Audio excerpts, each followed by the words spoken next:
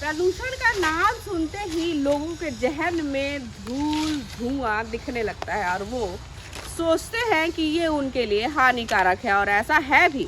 लेकिन एक और प्रदूषण है जिसको अक्सर हम या आप सारे लोग नज़रअंदाज करते आ रहे हैं, वो है ध्वनि प्रदूषण, जो दिखता तो नहीं है लेकिन नुकसानदायक बहुत ज़्यादा है। और अभी का जो समय है, ये ध्वनि प्रदूषण से होने वाली हानियों को भी आपने देखा ही होगा।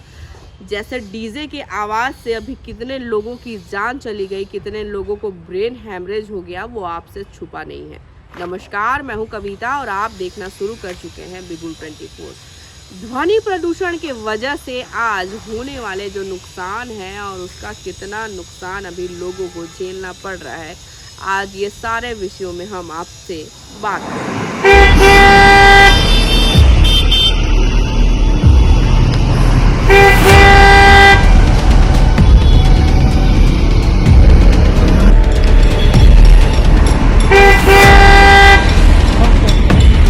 ध्वनि प्रदूषण से आखिर कितने नुकसान हैं और ये कैसे आपको प्रभावित कर रही है, ये हम आपको अभी दिखाएंगे। हम बात कर रहे हैं ध्वनि प्रदूषण की। अक्सर हमारे आसपास एक पोस्टर लगा होता है, कोलाहल प्रतिबंधित क्षेत्रों, जो स्कूलों, कॉलेज, अस्पतालों के पास अक्सर देखने को मिलता है, जिसे हम देखकर भी नज़रअंदाज कर देते हैं।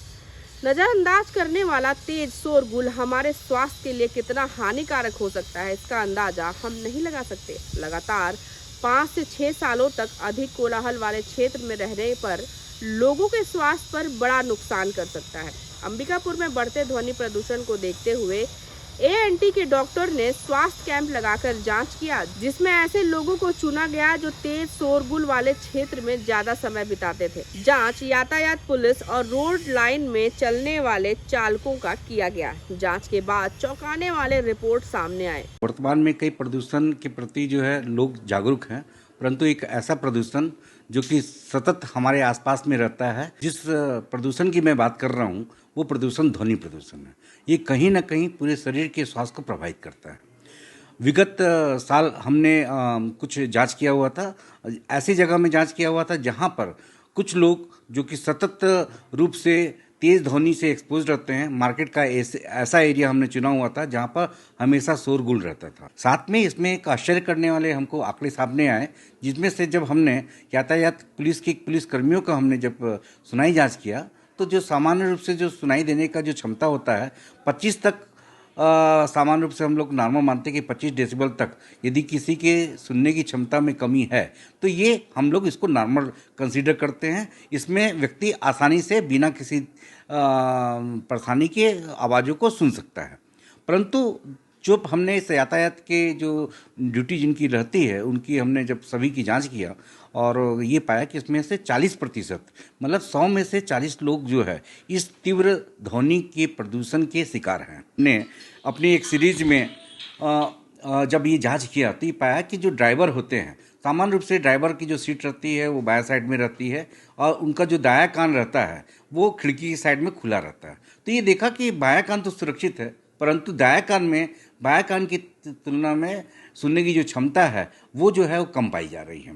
तो ये स्पष्ट रूप से परिलक्षित होता है कि निश्चित रूप से जो सामान्य वातावरण में जो ध्वनि प्रदूषण है उसका इतना गहरा इम्पैक्ट कि कान हमारा, दोनों कान के बीच में जो डिस्टेंस है मुश्किल से 10 सेंटीमीटर अपन बोल सकते हैं, 10 से 20 सेंटीमीटर का, 20 सेंटीमीटर के लगभग का है। तो वो भी डिस्टेंस होने के बावजूद भी दोनों कान को नहीं प्रभावित करती है, बल्कि उस कान को प्रभावित कर रही है जो कि ध्वनि से डायरेक्ट एक्सपोज में है। देखिए, सामान्य रूप से जो डेसिबल की मैं बात करूं तो 15 से लेकर 25 तक का जो रहता है उसमें हमारे को सुनाई देने में कभी कभार कुछ चीज़ की कमी आ सकती है, लेकिन 25 डेसिबल तक की यदि सुनाई देने में कमी यदि है तो वो हम लोग सामान्य मानते हैं। 25 डेसिबल से लेकर के 40 डेसिबल तक की यदि कमी आती है उसको माइल्ड कैटेगरी में रखते हैं। 25 से लेकर के 40 तक मॉडरेट कैटेगरी रहता है। 40 से लेकर के 55 तक का जो कैटेगरी रहता है वो फिर सीवियर हो जाता है। और इस प्रकार से सीवियर के बाद सीवियर प्रोफाउंड 90 से ज़्यादा की यदि रहती है तो फिर व्यक्ति जो रहता है ऊंची आवाज़ में भी सुनने की क्षमता जो रहती है उसकी ना के बराबर रहती है। जो यातायात में जो गाड़ियाँ चलती हैं, जिसमें बस है, कार है, और प्रतिवर्ष 10% वाहनों की वृद्धि होती दिखती है। तो ये जो इनके द्वारा जो ध्वनि प्रदूषण जो प्रस्तुत होता है वो 90 डेसिबल से कहीं ज़्यादा रहता है। तो निश्चित रूप से जो ऐसे लोग हैं जिनको जो कि शोरगुल वाले या भीड़ भाड़ वाले मार्केट एरिया में रहते हैं, उनको इस बारे में ध्यान देना चाहिए। सरकार को भी चाहिए कि जो प्रमुख चौक और चौराहे हैं वहाँ पर कितना ध्वनि प्रोड्यूस हो रहा है, कहीं ये लगातार 150 डेसिबल से कहीं ज़्यादा ध्वनि तो प्रोड्यूस नहीं हो रहा है। इसके लिए मापक यंत्र हैं, उसके लिए जांच होती रहनी चाहिए और इसके बारे में पब्लिक में अवेयर होना चाहिए। ध्वनि प्रदूषण के कारण से जो सुनने की जो क्षमता में जो कमी आती है वो परमानेंट कैटेगरी की रहती है। बढ़ने के बाद में अमूमन इसका दवाइयों के उपयोग के बाद भी नॉर्मल रिटर्न हो पाना जो रहता है वो संभव नहीं पाता है। तो यदि लगातार कोई व्यक्ति यदि तेज शोरगुल के में एक्सपोज यदि रहता है तो ध्वनि की सुनने की क्षमता निश्चित रूप से इरिवर्सिबल या दोबारा ठीक ना होने वाली कैटेगरी में पहुंच जाएगा।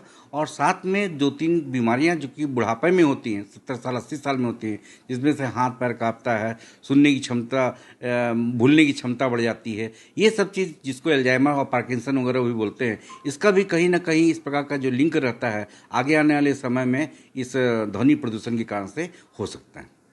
अधिक कोलाहल वाले क्षेत्र में रहने के चलते 40% यातायात पुलिस के जवानों के कान कम सुनाई देते हैं। वहीं ट्रांसपोर्ट चालकों के सिर्फ दाएं कान में सुनाई देना कम हो गया था। डॉक्टर के मुताबिक लगातार अधिक शोरगुल वाले क्षेत्र में रहने से बुढ़ापे में आने वाले बीमारी पहले ही आ सकते हैं।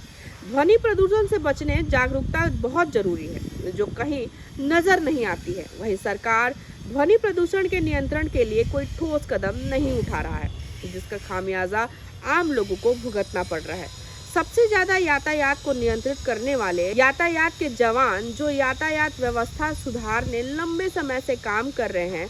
यातायात से सेनावृत्त सहायक उप निरीक्षक सचिन श्रीवास्तव का कहना है कि यातायात पुलिस में पदस्थ पुलिस कर्मियों में कान की समस्या ज्यादा आती है, जिस पर सरकार और पुलिस के बड़े अधिकारियों को संज्ञान लेना चाहिए। कि मैं विगत करीब 20 वर्षों से ट्रैफिक में काम किया और एक आरक्षक से सहायक उप निरीक्षक तक जो है मैं यातायात विभाग में जो है अपना सेवा अंबिकापुर में दिया।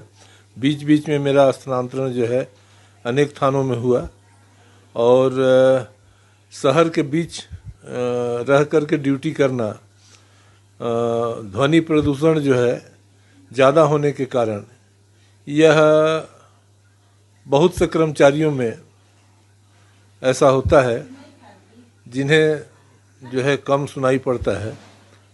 अगर ये काम जो है शासन द्वारा जो है बीच बीच में ट्रैफिक के जवान को थानों में ट्रांसफ़र करके बदलते रहा जाए तो ये समस्या का समाधान हो सकता है। जो ज़्यादा दिन से यातायात में पदस्थ हैं उन्हें पुनः जो है कान का जांच कराना चाहिए और जिससे जो है उनको इलाज भी कराया जा सके। मेरा मानना यह है कि जो है शहर के बीच में जितना ध्वनि प्रदूषण है इससे यातायात कर्मचारी को जो है समस्या आता ही है। बहरहाल सरकार को चाहिए कि भीड़ भाड़ वाला इलाका और अधिक शोरगुल वाले चौक चौराहे पर ध्वनि प्रदूषण मापक यंत्र लगाए जाएं और समय समय पर जांच हो ताकि लोगों को ध्वनि प्रदूषण से होने वाले खतरनाक बीमारियों से बचाया जा सके।